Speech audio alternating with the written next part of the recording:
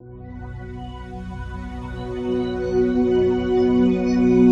we're going to get your worksheet out. So the world's most influential people have three things in common in the way they influence both individuals and the masses. Consider the concepts below and respond to the questions. The world's most influential people teach us how to think. Have you ever read Think and Grow Rich? It's one of the most best-selling books of all time. One reason that it teaches people how to think. Martin Luther King taught us how to think. So did Mother Teresa. So we imagine, did your parents. Great leaders and influencers are very conscious in sharing with others how they might think about a given topic.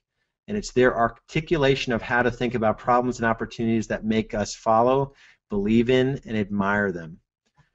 So think of a person or a group you are trying to influence. The easy one for all of us, think about your buyer agents. And if you don't have a buyer agent, think about what a buyer, it might like to have a buyer agent on your team. Not to pick what group this might be, but this is sort of a good one for us to go through as a group. So I could influence this person or group if I could get them to think in the following way.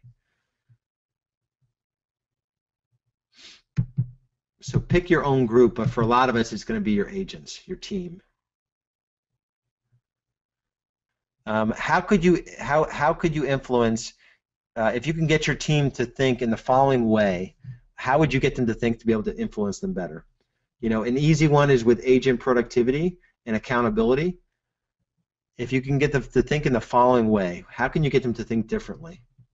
And the way I could get them to begin thinking this way is to, so if you can get them to think in the following way, that, you know, doing 3 hours of prospecting every day is going to help them sell 3 homes a month if they can do that consistently.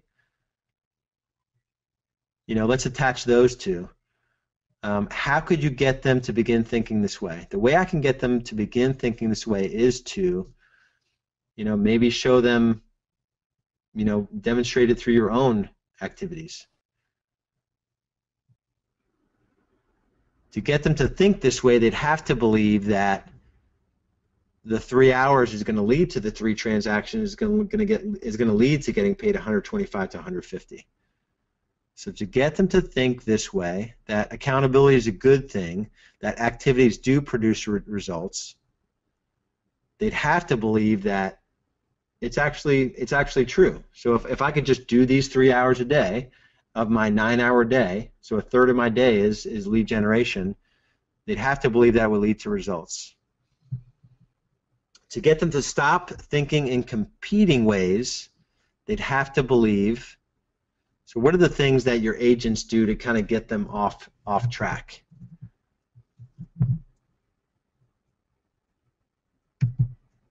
And there's lots of examples of that. You know, agents can make excuses.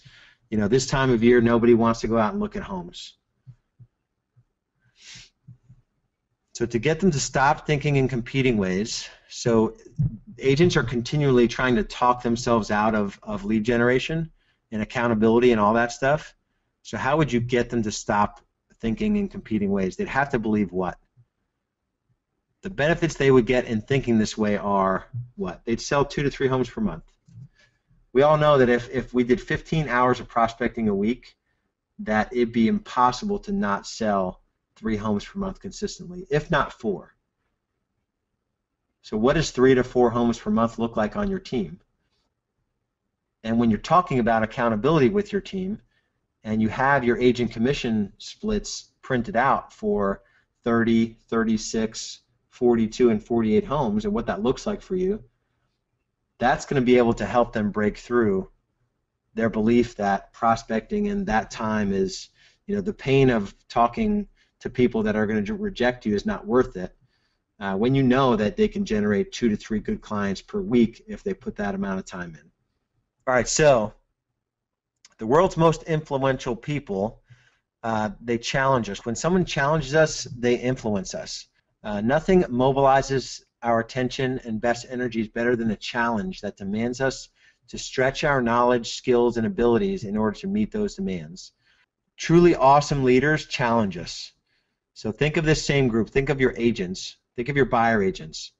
A challenge. What challenge could you issue to your agents or this person to give them an exciting vision of the future would be? What challenge could you issue?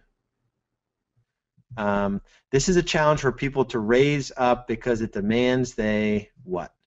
So if you call out your agents on their daily activities and what they're not doing and issue a challenge, what does it demand they do? I mean, they got to be honest, right?